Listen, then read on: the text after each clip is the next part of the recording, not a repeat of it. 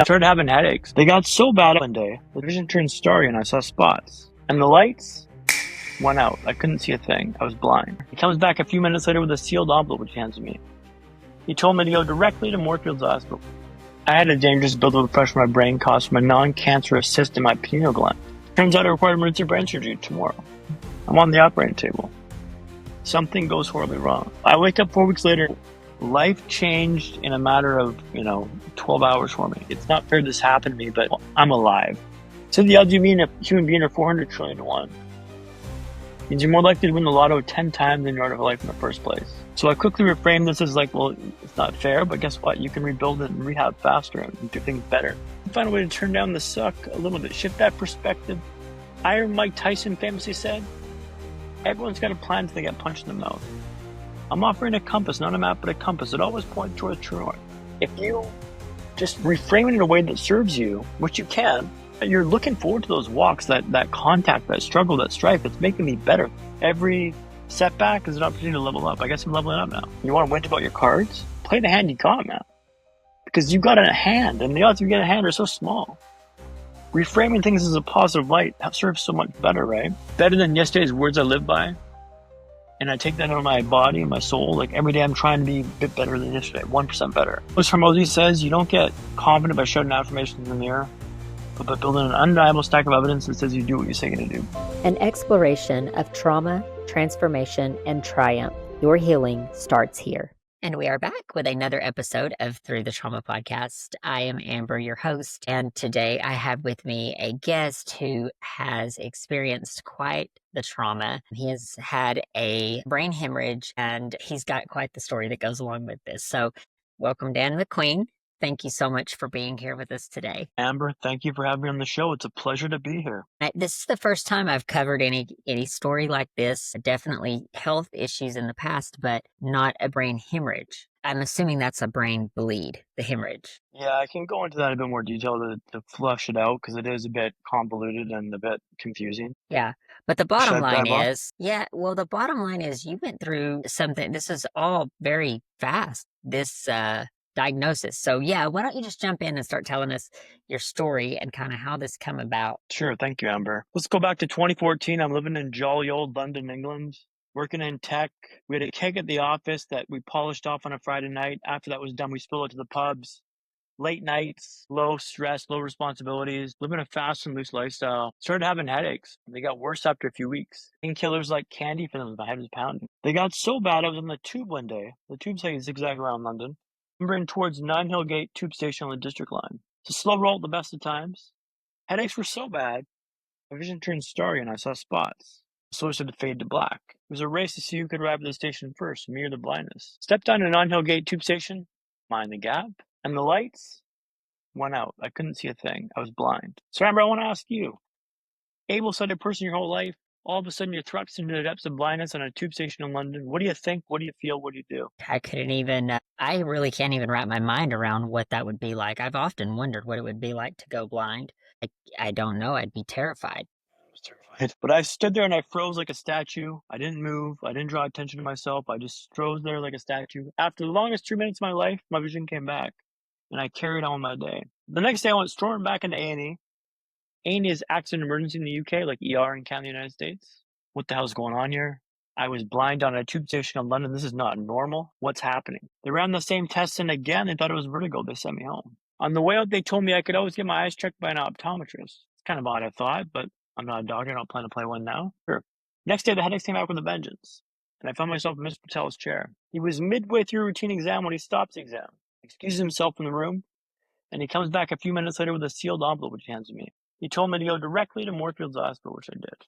Well, Amber, I stopped at home first to grab a Jack Reacher book by Lee Child, the phone charger, and a bite to eat. Then I arrived at Moorfields Hospital, handed the envelope. They ran the same test there again, then escalated me up to Charing Cross Hospital. We're getting somewhere on thing. We're figuring out what's happening here. This is good. Now, it turns out, Amber, I had a dangerous buildup of pressure in my brain caused from a non-cancerous cyst in my pineal gland. This prevented the fluid from my brain to drain as it normally would, causing the pressure to mount up, causing vision issues. Now, it turns out I require emergency brain surgery tomorrow. Now, it turns out I was able to change altogether. So after a frantic back and forth with folks in Canada, the last text message my mom received reads, "I'll see you soon, Mom." Think I'll have a new haircut next time I see you. Loved it. So Mom's in the air flying to London on June 21st, 2014. I'm on the operating table. Something goes horribly wrong. I have a massive bleed in the brain, and the cyst burst when they operated. So Mom lands and finds I'm in critical condition. I was in a coma for 4 weeks, but was in and out of consciousness for months after this. When I was in a coma, they had to keep my core temperature down below 40 degrees. Otherwise, it'd be brain damage. They used ice blankets above and below to keep my core temperature down. This is the violent shivering. Family says it's horrible to watch. Hooked up to 13 tubes and hosed to monitor various things to give me medicine. I was in critical condition. My parents were told I may not make this. So I wake up 4 weeks later. Mom, dad, and brother are on the bed. I'm trying to talk, but I can't talk. The tracheotomy had fried my vocal cords. So they get me a pen and paper. Burn the pen and paper and go, get me out of here. Show it to Cam and point at my brother Cam. You, make this happen. Let's get out of here. My leg had atrophied. I couldn't walk. One eye's wonky as hell. Hooked up to tubes and hoses. You're not going anywhere, dude. You're here for a little bit of time. So life changed in a matter of, 12 hours for me. Healthy, active guy, playing sports, big nights out on the town, party guy. All of a sudden, waking up 4 weeks later after being in a coma for 4 weeks, being told, Dan, you had a brain hemorrhage. You can't walk. You can't talk. They didn't tell me I couldn't smile, but my grimace was pretty egregious at the start of this process. So it took a while to smile back.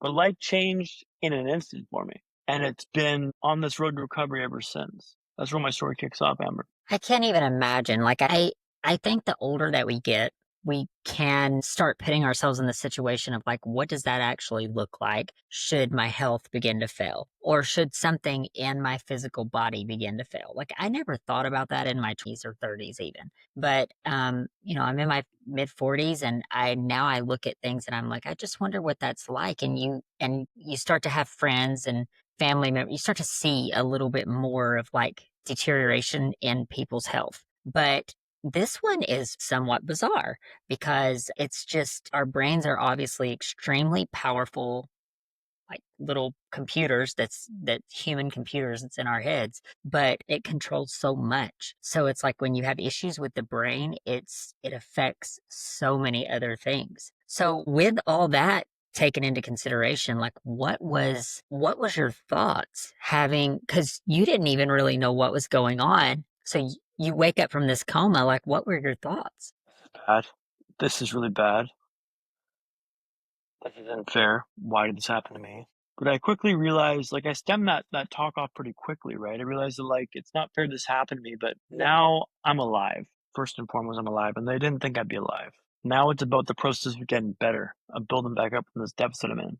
Friends visited me in the hospital. They said, Dan, you were never a chore to come visit because you're always happy and positive and not downtrodden. That was very intentional. I didn't allow myself to go down the pity spiral, the woe's me, this isn't fair, because you're right, it's not fair. But guess what? Life's not fair. This blip is in my DNA. I'm only alive because this blip is in my DNA. I'm only Dan MacQueen because this blip is in my DNA. And the surgery should have been routine. It should have been as routine as brain surgery can be. But it went sideways. And in a most dramatic way. I was dead to rights. And they told my parents I might not make this. And I would quickly kind of come to grips with look, you're alive. You shouldn't be alive. It's not fair this happening, but you're alive now. Now what are you going to do about it? They said the odds of you being a human being are 400 trillion to 1. Means you're more likely to win the lotto 10 times in your art of life in the first place. You get to do this. So I quickly reframed this as well, it's not fair, but guess what? You can rebuild it and rehab faster and do things better. So I went full bore into rehab, and that was excruciating. I was in a wheelchair for 4 months, and the wheelchair took 45 minutes to get into. Next week I tried to get into 40. Week after 35, then 30. Quickly ratcheting this up to a point where I can do it in a faster rate. Now think about this. 45 minutes of me trying full send to get into a wheelchair. It was ridiculous. The muscles aching, tearing, groaning, crying, screaming. It was painful as all hell. But I would do 5 minutes faster than before. In order to walk, I had to wear a splint on my left leg. Splint's like a cast to wear to gently tease the leg muscle back into shape. Now, the first night I wore the splint through the night, no issue, no stress. This will be easy, I thought. This will be easy. Hinting it's not going to be easy, right? The second night, after 20 minutes, it was painful. After 30 minutes, it was dreadful. After 40 minutes, it was unbearable. I buzzed the nurse, take the splint off my leg because I can't handle the pain. But I told her tomorrow we're doing this for an hour. I'm a walker. I can handle the pain. Big talk, right? Third night, they wrapped the leg, tied off at the ankle. Give me the click on the nurse call button. They go patrol the Wilson ward. Now, the Wilson ward was an L shape, so short on this side, long on this side, right? Short on this side, long on this side. They leave in that hospital room that smells like only a hospital room can smell. It's sterilized, clean. It's clean, but you wonder what sort of atrocities have been committed on the guys that love his essence. After 10 minutes, the leg's painful. After 20 minutes, the leg's dreadful. After 30 minutes, legs unbearable. Start passing the clicker back and forth, trying to distract myself from the pain. More on the eye patch to counteract the delusion I've got. As I told you before the call, I'm much more pleasant to look at than most podcast hosts I deal with, but 2 of you is a lot to deal with, Amber. I wasn't wearing the eye patch at the time, so I'm just groping at this clicker going back and forth. And as the pain ratchets up, my throws got more enthusiastic. Till eventually, inevitably, I drop the clicker. And it lands on the hard linoleum floor 3.5 feet down the ground. Sugar, I say. I didn't say sugar, Amber. Many adjectives with sugar, but never sugar. I look over the edge of the bed. There's the clicker there lying on the floor looking back at me. If I can get that clicker, I can stop this pain. I can end this monstrosity. Only problem was, I fall from that height, I might break my arm. I figured about a 50-50 chance we break my arm. A coin flip. Not the best odds. I changed tack. I'm trying to untie this splint, but it's tied up at the ankle, not at the hip. I can't reach that far down. I'm not that flexible. But I'm yelling as loud as I can, but the word the Wilson was an L shape. Short on this side, long on this side. Short on this side, long on this side. They're at the far end of the ward. I can't hear me out for help. It's time to flip the coin. Drop down and grab the clicker. Even if I break my arm, the splint's got to come on my leg. That's part of number 1, 2, and 3. Lower myself up there to the bed. I crash down in the heat. Blankets, wires, cables, all go. The arm holds. And I hammer the clicker, expecting the nurses to come bursting into the room like the bat signal had been put up. I kind of stroll in 5 minutes later. Lay down the floor, love. First of all, I say, that's a fantastic British accent there. Where'd you say you're from again? I did not say that, Amber. I said, let's split up my leg, please. I'll tell you all about this. But it's not what happens to you, but how you respond to it that matters, right? It's not what happens to you, but how you respond to it that matters. The reason why I told you that story about the splint is I learned 3 lessons from the experience. The first lesson being, probably most evidently, let's not pass the clicker back and forth anymore. That's a bad idea. Horrible idea. Worst idea I've had. Second lesson was let's tie the splint up at the hip, not the ankle. That way I can untie the shit that's happening going forwards. Common sense, but after you fail, you kind of learn these things. The third lesson, most profound, was let's always be solutions oriented. When things go sideways in life, which sure as you're born they will. How do you fix your problem? How do you resolve your issue? Now that helped me get walking in the hallways of the Wilson on Zimmer frame, which is like a 4-post walker you kind of lurch forward on. Then I moved up to the Ferrari. Now Ferrari was a 4-wheeled walker in Ferrari Racing Red. It's a walker for old people, so I'm not going fast, but for me this is grease lightning. Then moved up to naked walks. Now what's a naked walk, you may ask? I'm walking without sporter aids. When I told friends and family I went for a naked walk, they were so aghast at this. The reaction was good, I kept it going. Then came time to walk in Tooting Broadway. So Amber, have you been to London, England? No, I haven't. Okay, so Tooting Broadway is an area in South London, an area they call up and coming. Think loud sirens, drugs, gangs. It's dirty, it's hectic, and boy is it busy. I'm walking with a cane, I'm walking with an eye patch. After 4 months in a wheelchair, I'm literally Bambi on ice. I turn the corner to walk on the high street for the first time. Immediately get slammed into by someone. I stagger back a few feet. Someone scurries past me on the right-hand side. I thought I was done with the rats. Someone had been stabbed on the sidewalk over here. I'm thinking, this is a pretty wild place to learn to walk. After a few days of this, I was thinking, this is the worst place to learn how to walk in the world. Can't they see I'm trying to walk here? Can't they see I'm trying here? And then one day my perspective shifted. Maybe this isn't the worst place to learn how to walk in the world. And maybe this is the best. If I can walk here, I can walk anywhere. Now, Tune Broadway didn't change, remember? I went from the worst to the best in my mind, and my mood reflected that. What are you looking at in your life you're convinced is the worst? Convinced is the opposite of the worst. Hey, maybe it is. Maybe you can find a way to turn down the suck a little bit, shift that perspective a little bit. Iron Mike Tyson famously said, everyone's got a plan until they get punched in the mouth. Now, your punch may not be a brain hemorrhage, right? Facts. Will be a job loss, a breakup, a diagnosis for you or a loved one. You will take that punch in the mouth, how you respond. I'm offering a compass, not a map, but a compass. It always points towards true north. Look at things like mindset, perspective, and hacks. Hacks allow you and your team to better than yesterday, tomorrow. My name's Dan MacQueen, and the reason why I told you that story about to walk into the raw way is when you change the way you look at the world it changes. And you don't need a brain hemorrhage to understand that. So it sounds to me like this is a common theme throughout your experience. And this is something that the brain hemorrhage gave you the opportunity to exercise this, but I don't think that it taught you this. I think this was something that you already had kind of resonating inside of you before this all happened, because I'm hearing you say that there's this theme of you taking this negative situation and turning it into positive. Is that safe to say? That's safe to say. And you're right. I was always a pretty resilient dude. Like I lived in Sweden on a beach tent for a couple days in between housing when I moved to Sweden for a master's, which was like wild move. Put my bag in the train station, went to class in the day, picked up in the evening, went back to my beach tent, slept in the tent for a few days. When I moved to London, I slept in my friend's floor for 3 months looking for work. Came back for Christmas, went back to London. My mom goes, Dan, you going back to London? What's in London for you? I'm like, well, I said I was going to do it. I'm pretty bullheaded and I'm pretty able to like reframe things in a way that serves me. And when that perspective shift happens, like you realize the worst know the best. Like how you look at the world changes your world, right? And I realized that, like if you just reframe it in a way that serves you, which you can, you don't you're looking forward to those walks, that contact, that struggle, that strife. It's making me better. Thank you for the opportunity. That mindset shift to the worst and the best made all the difference in learning to walk. Those first 3 days in the Tooting Broadway sucked. Can't you see I'm trying to walk here? Can't you see I'm trying here? To thank you for making me better. I get to do this in the best place to learn to walk in the world. Now, Tooting Broadway is not the most difficult place to learn to walk in the world, full stop. But for a guy in the hospital for 4 months, and then all of a sudden you're thrust into this, it was a minefield. People are bumping into you, crashing past you. I was so frustrated by this. When I reframed it, thank you, bring it on. You're making me better with this. What an opportunity to learn in this environment. Like that makes all the difference. And I think a key lesson for your audience is like, how are you looking at things? Is it the worst or the best? Like you can reframe it, you can choose how you look at it, but you have to choose. And when you choose, I suggest you pick the positive side because that is what I've done. I can't speak to if you go negative because I would never want negative. I'm a positive guy, I'm an optimist, so I can't speak to that. But that serves me.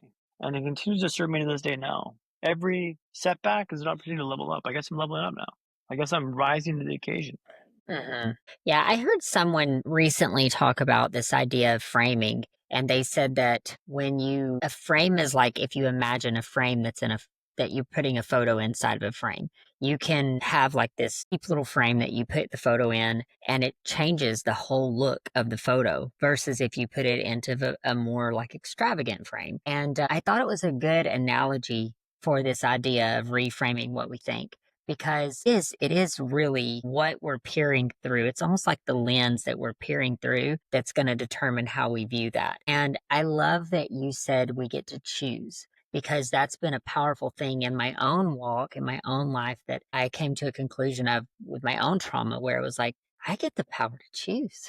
That's a beautiful thing. As human beings, we have that power to decide how we're going to respond to certain things. Are we going to react? Are we going to respond? Are we going to be emotional or are we going to be in control? Like all of these things matter. And I'm really glad that you're bringing this up and you're talking about this because I feel like for someone who has been through everything that you've been through, I mean, that's that's huge. No reason. There's like no one to blame. There's nothing that you can like point to and say, "Oh, wish this didn't happen," or "If I wasn't in this place at this time," or whatever. It's this is something that it was your lot in life, and it was just. But for that to be so random, and then for you to choose the positive and to see the positive through all of those things is remarkable, to say the least. Well, thank you. And I think the choice is so important, right? The decision, I call it. Like in life, you have decisions. You can go right, you can go left. How are you going to look at this? How are you going to frame it? I've chosen to look at the positive side of things. How do I make this serve me? This is not an ideal situation, but how can I make this serve me? And I keep doing that time and time again and just leveling up. But you get to choose, and that's the beautiful thing you said there. Like the choice is yours. It's not fair it happened to me, right? It's not my fault, but it's my responsibility. That stat I said earlier about the odds of being a human being are 400 trillion to 1, like that's real stuff, right? More likely to win the lotto 10 times in your life in the first place. Playing a hand of cards, right? You want to win about your cards? Play the hand you got, man. Like play those hands, those offsuit, 7 offsuit. Like let's play it because you got a hand, and the odds you get a hand are so small. Reframing things as a positive light serves so much better, right? Now, after this, learned to walk, I was doing rehab, extensive rehab in the hospital for months. And eventually time came for a home visit to come up. And I was fresh out of a wheelchair. The only thing that stood between me and a way of having a home visit were the stairs getting back to my flat in Hammersmith. Mom put it, there must be 100. Actually, there's 44 stairs. 44 stairs didn't sound like much, but keep in mind I was fresh out of a wheelchair. Seemed like a rather tall order. Yeah, trying the stairs in the hospital, building my way up to 44. 44 was all I needed to have a weekend away, a weekend out of the Drury Hospital. I set this goal for myself, or rather, it was set for me. Come hell or high water, I was making all those 44 stairs back home. Over the course of a few weeks, I built up to 44 stairs and allowed back home. Home sweet home, man, that was a good feeling. I made the best BLT sandwich of my life at the top of those 44 stairs. But it was 44 stairs, not 100, right? I call that story Stairway to Heaven because what are you aiming at? Is it right? So now how do you know it's 44? Like reframe stuff in what you're actually trying to accomplish here and do, and then hit that and go. But that was a sign of like, you know what, I can reframe and make my mind work for me and serve me to accomplish goals I want to. And we got into the hospital, made it back to work 2 half days a week, 3 half days a week. Still doing speech and language therapy, occupational therapy, building my life back up, back to work at Hootsuite, working as an implementation specialist. So I had to relearn my job again, which was difficult. They gave me the grace and the time to do it. So big ups to Hootsuite. And then one day, I met my mom at the tube before I went to work in the morning. One day I didn't show up.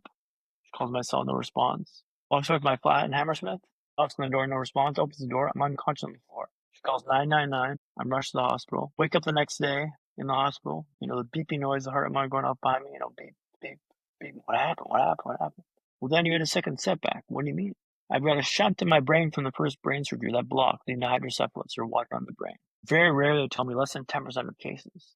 Lucky me, I thought. I'd been working for a year to get back to the office to put this behind me. I was turning and burned. And the carpet was literally pulled from my legs. I was so low after this. My recovery was like a W, right, Amber? So the first setback's down here, kind of scamper back up, halfway back up, and the second setback's not where the first one was.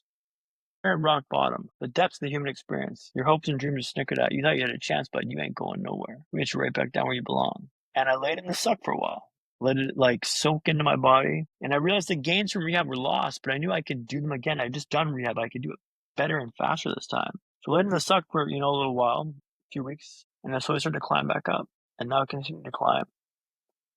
But that was harder than all hell. I can't tell you how difficult that was to get my mind around this. A year of getting back to work, and then I'm making progress, I'm making gains. Everyone's telling me how good I'm doing, and I know you're not going anywhere, dude. You're right back down where you belong.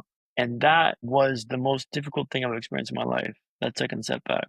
Because, I'd already done rehab. I wasn't entitled to go back to rehab. I had done that, played that card. Mom was calling, the therapist to try and get at least phone support so I could get back and build myself back up. But rock bottom, well, maybe it's bedrock. Maybe that's a good foundation to build from because I'm as low as I can get. Let's build up from here because it's a solid foundation. But that goes to show you just the depths of this experience for me. That first setback was peanuts compared to this. And that first setback was nothing to laugh at either, but it was a lot of mental fortitude to navigate the second setback and to continue to rise through that difficult time. Was there ever questions or unpredictability when it came to what regaining full capacity to your brain activity? Did you ever wonder, am I going to have a full recovery or is there going to be permanent brain damage? Yeah, I mean, with the brain injury, you're sort of limited in the scope of your recovery based on your injury. And mine was rather severe. So they didn't think I'd be doing any of this stuff. They didn't be walking, talking, doing all these things. They didn't think I could do this stuff. In fact, they told my parents after the coma, he's probably not going to be a talker again. My parents had built this lovely dossier on me about who Dan is in the coma. Dan's a sportsman. He's a master's graduate. He's traveled the world. Here's his picture of his girlfriend, Demi. Dan's a person. And she read this file. She goes, oh, I'll get Dan talking again. Took me out in the park. Some kids playing football across the park, soccer across the park. She goes, those kids across the park, they don't think you're good enough to talk, Dan. They don't think you're good enough to talk. I found out pretty quickly that's true for me. And they yelled across the park some profanities. I'll spell you your listeners today, but it was a motivating force for me. Proving you wrong was a huge part of my vibe. It still is today. It's a horseman of motivation, as they call it. But understanding what makes you tick and what makes you go is so important for this. Don't judge the motivation. Who are you to judge where the motivation comes from? It comes from where it comes from. Ride that wave. So now I've talked about motivation coming from three parts: proving you're wrong, proving you're right, and service. You can harness all three at the same time, but don't judge that motivation because you don't know when the next wave of motivation is coming, right? Yeah. But to go back to your original question with what the scope of my recovery could be, look, I've surpassed all expectations of where I'm supposed to be in this life right now. I've still got issues now. I've got brain fog, fatigue. I take a nap an hour a day. Rest is the most important thing. Fatigue happens and it's real. And it's all encompassing and I can't do anything, especially paperwork. Maybe that's an issue I had before the injury as well. But the fatigue's it's an ongoing thing, right? And I arm up every day for this to mitigate this. I wake up early and meditate. I exercise, do push-ups, cold shower, meditate. I arm up the same way for the day to attack the day because I get to do this. And if I don't do that routine, I'm not as good as I could be. So to answer your question, there's a scope and a limit on where I can go, but I continue to rise above where I think I can go. And I think this is for life now. I've got these brain issues for life. I'm going to have eye surgery again, hopefully in a couple months to hopefully resolve the brain issue, the eye issue. But that's a whole nother kettle of fish. But every day is a struggle. Every day is a fight. And I have to be intentional in my day and my demeanor to get going and get through life. But that's what I've learned through failure. And by failure, I mean, I don't need to do that today. I'm fine. And then hitting a roadblock where I falter and stumble. And I'm like, well, Dan, if you had done this, you could have navigated this better. Better than yesterday's words I live by. And I take that into my body and my soul. Like every day I'm trying to be a bit better than yesterday, 1% better. Tinker with this, get it better, get it going. So it's an intentional battle every day to mitigate these issues, but it's improving and it continues to improve based on my experience and based on my failures. Be okay with failure, that's okay. Yeah. Do you think that your resilience to this, so where you'll have people that get sick and they either they choose to have this will for life and this vigor for like, I will do this thing, like I'm gonna push, push, push until I do it. And then you have the other frame of thought, which is hopeless and just give up. Like this thing happened and I'm just hopeless. Do you think that your drive to want to do these things again was the determining factor of how far you have come and how much you have recovered? Yes, but I think that lives in all of us. And the way that you flex that muscle of resilience is you do what you say you're going to do day in, day out. Coach Hormozy says you don't get confident by shouting affirmations in the mirror, but by building an undeniable stack of evidence that says you do what you say you're going to do day in, day out, week in, week out, month in, month out, year in, year out. So to give you an example of this, I swim every week, 3 times a week in the pool. Every time I get in the pool, I set intention for laps I owe. It could be 40, 50, 60, 70, 80 laps. I owe those laps no matter what. Amber saved one exception. If there's a backstroke in my lane, I can punt the lanes entirely and go straight in the sauna. I got a special thing with backstrokers. That could be a me issue, but I owe those lanes no matter what. And I've proven to myself I do that time and time again. But I have a new one in the sauna now, where I go in the sauna, get there for 10 minutes, sweating buckets. Wits end, I'm getting my end of my rope here. I look around, I go, I'm not the next one out of the sauna. I look around, who's the next one out? Not me. Well, one time I've been the first one out of the sauna. But besides that, I'm never the next one out of the sauna. I'm always right behind them. But like flexing that muscle, like you do what you're going to do, you believe that you can do it. Because I've done it for so many times. Like doing what you're saying you're going to do is so important for this. And you can flex that resilience muscle. So you may not be resilient now, but if you do this for like days, weeks, months, and years, you can build that muscle and your belief in yourself that you can do things. I don't question if I can do things now. I know I've done it for so many times. I've done that. Like the cold shower in the morning. Never loved the cold shower, but I do it every time. I can endure. I can make that happen. I can make it work. And like, but only by flexing that muscle for years can I get to that stage now. Now, if you're in a tough spot right now, I'd recommend, better than yesterday. A mindset to take on board. Like, how can I make today better than it was yesterday? What's one thing I can improve and tinker with? And failure is a common thread here, right? You have to risk failure to improve yourself. I'll give you a couple examples of this. I used to walk with a cane around London to help me steady myself. And I came back to Vancouver for Christmas one year, forgot the cane in London. But I was just fine, so I retired the cane. That could have been an issue. Wasn't an issue. I used to wear the eye patch all the time. I stopped wearing it for a while and started wearing a contact lens. Went to South Africa for a safari in Africa. Left the or the contact lens in London because I didn't want dust and dirt to get my eye. I was just fine, so I retired that. But like all this stuff is about risking failure. I used to shower with a bath mat. They told my parents he's got to use a bath mat. He could fall in the shower. It's a dangerous thing. And I'd hang the bath mat up in my bathroom to dry when I was at work. It's a symbol that I'm not good enough to shower. It drove me nuts. One day I'm like, you know what? I'm not using this bloody bath mat anymore. I don't need it. I'm good enough to stand. I told my parents to go, Dan, they told you have to use the bath mat. It's dangerous. I'm not using the bath mat anymore. Next day I showered, didn't use the bath mat. Guess what? I was fine. Retired the bath mat. But risking failure is how you get to this point where you push the boundaries of what you can do acceptably. Now, do this in the responsible scope. Don't be doing stupid stuff that's going to get you hurt. But show me your failures and I'll show you how you're doing. If you're not risking failure, what are you doing here? You got to put yourself out there and try. I say try. That's the most important bit. If you don't try, I can't help you because you can't push that new threshold. But trying is the most important thing you can involve with. Right? What do you think people have that struggle with procrastination? Like maybe you're talking of failure.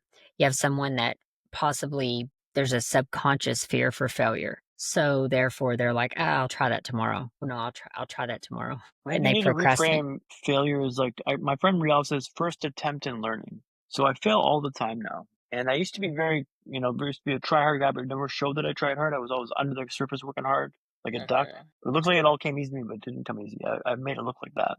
Now I don't care if you see me caning it down the hill. I'm not sparing the horses here. I'm trying my tail off. The wheels are wobbling on this little buggy I'm in. It's wobbly as all hell, but I'm caning it down the hill.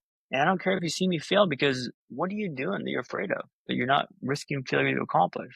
I don't have the luxury of time. I don't have the luxury of not trying hard now. I have to try my tail off to make things work. Try, that's the most important bit. And risking failure is how you get there.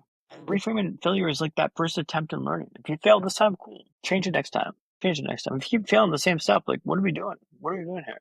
But reframing is like an opportunity to learn. Like you can grow and build from this. What are your thoughts about not giving up or giving up? Someone asked me when I gave a talk at Hootsuite, how did you keep going? And I thought about it for a minute. Well, how do you not? What am I saying if I just, this is a bad card, this is a bad hand, I'm gonna muck the whole hand? Like, no, I'm gonna cane this till not sparing the horses here. Like it's life. And I realized that, like, before the injury, I used to fear death. Now I don't fear death. I fear living a life that I'm not capable of. I fear mailing it short. I feel like mailing it up and just, I guess I'm doing this now. No, I'm never going to do that. I'm going to not spare the horses here and go to the end because I get to do this. I got a second crack at life, probably fourth or fifth by this stage, but like I get to do this. And that's hope for me. Hope is just not this like close your mouth and cross your fingers and hope it gets better, but like constantly iterating and pivoting to adapt to your surroundings and not failing. How do I work around this obstacle? So on this podcast a couple months ago, probably last year by now, actually, about gaming. I'm not a gamer, Amber, but I was on this podcast. I'm like, what the hell am I going to talk about? And he goes, well, what video game do you remember playing? I go, Mario Kart 64. Talk about that. Talk about that, Dan. I'm like, okay, cool. So life's like Mario Kart 64. You're in the mushroom circuit, run around the laps. The obstacle in the left-hand turn, second left-hand turn, hit that obstacle the first time. Spin out. Cool. Hit it the second turn. Spin out. Not a deal. Third time, like, dude, the obstacle's there. Drive around it. Life's like Mario Kart 64. The patterns show up. Identify these patterns. Like, this is a failure point here. There's an obstacle around turn 3. Like, avoid this. You hit it 2 times, avoid it. If you keep hitting it, it's like, what are we doing here? Yeah. The obstacle's there. Start understanding there's patterns in life. And you can start, drive around that. There's an obstacle in turn 3. Or, like, avoid that. And I've just started to see that gamification in life. And understand that, this is about fun. This is about enjoying yourself. It's about an opportunity to live life. Like, you got the opportunity to live life here. Let's make it fun. Let's make it enjoyable. But understand those patterns are going to show up again and again and again. To mitigate those if you can. How do you think it's changed the way that you view life before this happened and now after this has happened? Dramatically. Before this, I was chasing things, like, it's going to sound bad, but I'm going to say it anyways. Chasing girls, chasing status, chasing this lifestyle that I thought was what I was supposed to chase. And I realized now, like, that doesn't mean anything. Life's about the people around you. Life's about friendships, community, about camaraderie, about more than just these external triggers of like, I'm successful because. I was like, no, I get to do this because. Make every moment enjoyable. My perspective has changed dramatically. And I realized that, like, I'm going to do it my way. And I've got to do everything differently now. I've got to be very cognizant of my mental fatigue and allow myself to be successful. But I get to do this. So gratitude comes up. And that sounds weird coming from a guy who had 2 brain surgeries. But, like, honestly, like, gratitude comes up with, like, I get to do this. And when that switch goes in your mind, what's a bad day? How do you navigate bad days now? What's a bad day for you? So I'm late for work, or I'm late for pickup, or what else? Is that a bad day? No, that's just a day. That's like a minor hiccup in your vibe. Like when you're sick, when you're injured, when you can't walk, talk, or smile, like, that's do anything to be able to walk, to talk, to smile again. Everything else is punted. When you're sick, all you want is to be healthy. You realize how fragile this is right now. I'm very cognizant of my routine, my physical routine, supplements, vitamins, and nutrients, getting sleep. We call it sleep every night. Like, I'm very intentional in my day. And it's exhausting to always be on top of this and always thinking about this. But, like, I know the cost of if you lose these things, how dire that situation is. I don't ever want to feel beholden to that again. I made the decision, going back to the choice in life, in London, like, I'm going to be fit. Looking at my pull-up bar in London, thinking, this is difficult to do this now. The rest of my life, I'm going to be fit because I know what it's like to not be fit and active and healthy and be able to move around. I made that choice, and I've stuck to that ever since. But, like, you make the decisions in life, like, I'm going to be this type of guy, this type of person, this type of gal, and just know that, like, the cost of not doing that is so dire. You can't afford to faff around with this stuff. You got to follow through with this. Yeah. Yeah, absolutely. And, I think that sometimes experiencing trauma or some type of obstacle, that helps us be grateful. At least I know that's been that way in my own story, because before you experience true obstacles in life, like we all have minor obstacles, but until we've really experienced like true obstacles, you don't realize it's easy to take for granted things. For example, sight. I have often thought about this because I had someone bring it to my attention years ago. And they were like, and I don't know if you remember, know like how old you are or whatever, but like in my generation, I remember when I was like younger, in my teens and 20s, there was this artist called Foxy Brown. And I know she like went blind all of a sudden. And I remember when this news hit, I was like, oh my gosh, like, I couldn't even imagine that. But it made me think, like, what would happen if you just all of a sudden woke up and you could see? And I think sometimes it takes us putting that into perspective to then be able to say, man, thank you that I have sight. I'm so happy and grateful that that I'm able to hear, that I'm able to, I mean, I've even thought like hitting 40s, I started having hair thinning. And I don't know if that come from COVID or come from, hormones or whatever, but I started like having hair thinning and I'm like, oh my gosh, wouldn't that be bad if I lost all my hair? But those are things like in your 20s, you don't really think about unless you've had some type of trauma around it. But when you start to put it into perspective, it's like, I'm so thankful that I have these things. Now I'm a parent and I look at my kids and my heart breaks for parents that have lost children. I can't even imagine what that's like to go through. But I do try to consciously make an effort of, I'm so grateful that my kids are here and they're healthy and I have another day with them, because nothing in life is promised. At any moment, anything can be ripped from us. So you just got to be grateful. But sometimes I think it takes losing something to really being able to see how we take things for granted as human beings. I think you're right. And I think it's difficult to like, for me to fully articulate and show you like, no, this is good right now. Unless you know what it's like to be bad, you don't know what the good is. My friend Milos came to visit me in the hospital quite often, and he was really affected by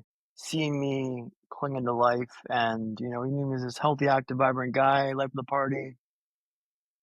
I'm in a coma. I can't walk. I can't talk. He saw me in the hospital afterwards, and like I was in dire straits. And it really hit him as like life is fragile. Like Dan was this healthy, active guy, and now he's clinging to life, and I think that profoundly impacted his life going forward. And he's got more gratitude and perspective on his own life now. Do I think you can get this without going through this experience? Yes, but to some degree, it'll never be the same level that I'm at now. Because those nights in the hospital, in the early days, in the night, when the doctors go home, the parents go home, the family goes home, and you've got the night shift on, and you're in this one room with all these people that have had their lives turned upside down in the ICU, and the wails of their screaming and crying are so deafening. You're like, their lives are shattered right now. I couldn't sleep for the first few nights because it was so loud in there with people wailing and crying. Just started using headphones to drown out the noise because I can't listen to my psyche. But it's that desperation of just life has just gone sideways on me is tough to show to the average person because unless you've experienced it in your network, you can't understand how dramatic that can be. The lessons I've used to navigate this are so universal. I think that it can be used by anyone, right? Like it's just like reframing stuff, perspective, how you view things, like hacks. You can use this now and not have to go through what I've been through to understand the value of this, the benefit of this. And that's why I speak now to help shift your perspective about like, what, is it the worst or is it the best? Like the story of a walking into Bob is a simple story, but like I think it showcases a lot. Like that the worst know the best and just ratchet that up.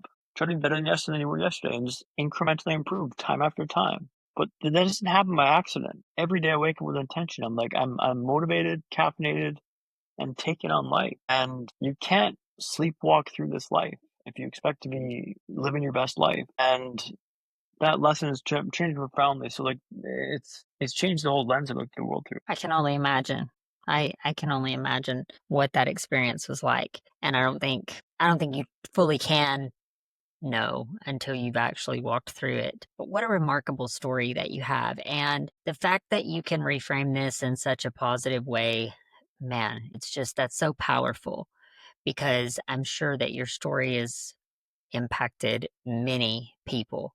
And I know you were telling me before we jumped on the recording that you're a speaker and that you do speaking engagements. And I know that your message is super powerful. I'm a big advocate for using your voice and sharing your story and leading other people that maybe don't have that same perspective or can't see things the way that you see them or struggles to find hope. And you're doing amazing things, Dan. I mean, it's great to hear. Thank you, Amber. It's very kind of you to say. And it's my purpose in life now to share lessons learned from this experience because you get to do this. And just by adopting simple mindset shifts and frameworks, you can really make the most of life. And like stoicism is quite big for me now. And I'll map it out for your listeners quickly here. But stoicism is essentially like control the controllables. What's in your remit of control? What's outside? Outside of a remit, I punted immediately. But control the controllables, books by Ryan Holiday, like The Obstacle is the Way. Like you realize that these fuel you, these build you up, or they break you. But you choose if it breaks you. And I've just chosen to go forwards. And every day is a struggle. Every day is difficult and frustrating. And, looking at the computer screen with dull vision is awkward as all heck, but like it's just, I get to do this. And I don't know. It's a message on my heart, message on my soul, and I want to make an impact in this world. I want to change the way you look at the world. I don't want to change the world, but change this framework of what are we looking at here? And I think you can do that without having gone through what I've been through. Just that subtle shift in perspective makes all the difference. Yeah. And as you mentioned, I'm a keynote speaker now based in Vancouver, Canada. Speak on change management, resilience, and motivation. Spoken for, pretty decent sized organizations and speaking on a regular basis now. And I do a variety of keynotes, but they all center around the same message of change, resilience, and motivation. Yeah. That's incredible. So tell my audience before we start to close up here, I want you to share with them where they can find more about you, where they can read more about your story, maybe connect with you. Are you on social? You have a website? Yeah, thank you. So MacQueen Dan, MacQueen Dan.com is my website. I'll have that linked in the show notes. And MacQueen Dan across the socials. LinkedIn, I'm quite active on. Instagram, not so much. Well, Instagram more so than the others. But yeah, reach out. Let me know if you found the episode helpful. If you have any questions. I speak now across, not in the States just yet. I don't have my visa for that. But I've spoken in Canada and UK, as well as parts of Europe, remotely. I used to train online for Hootsuite, so I've done over 1,000 sessions online. So I do a lot of remote speaking as well, which is quite helpful. Helps with the battery significantly. The talks are designed to get you to look at life differently, to change your perspective, to navigate change successfully. The world economy is quite up and down right now, and it's quite topsy-turvy. And if you're not used to navigating change, like, how do you do this? It's like, I've got a framework for you to adapt this and take it on and reframe it as an opportunity. I think can serve you. I think can help you navigate these topsy-turvy waters and come on the other side better than yesterday. So thank you for the opportunity to share that, Amber. Well, thank you for sharing. And another question I just want to ask you before we close up today is just based on our conversation, if you had something that you wanted to leave with my audience, what would that be? 3 words. Better than yesterday. You take that details on board, where are you going to be in a year? 1% better every day is 365. Like every day I'm trying to be better than I was yesterday. And that means looking at my life in a pretty close lens and being like, well, I kind of buggered this up. Let's avoid that next time. I said this. Like I still say things that are a bit impulsive and maybe off color, and I make those mistakes, but less now than I used to. But better than yesterday is how I try to evolve this. Look at my life through that lens, and it just helps me live because I can be better than I was yesterday, and you can too. Don't tell me you can't. You can too. It all happens with a choice. You have to make a choice. The choice, Amber, the choice. That's right. What an incredible message that you have. And I thank you so much for sharing it today. And I know that this is something that you're really pursuing, is you feel passionate about having this message and sharing it with people. And it's a much needed one, especially in the way things are in our culture and in this day and time. It's something that's much needed. So thank you so much, Dan. It's been such a pleasure talking with you. Appreciate your time, Amber. Thank you so much for the opportunity to speak on your podcast. Thank you very much. Hey there, friend. Thank you from the bottom of my heart for spending this time here with us on Through the Trauma podcast. Your presence means more than you know. If this episode has spoke to you or gave you hope or made you feel just a little bit less alone, then I would love it if you would take a second, subscribe, leave a review, and share it with someone who truly needs to hear it. Every share, every comment, every listen, it all helps our message get out and reach those who truly need it the most. Healing happens inside of a community, and together we are breaking the silence and creating space for transformation. Thank you so much for being a part of this journey. Until next time, be gentle with yourself. You are not alone.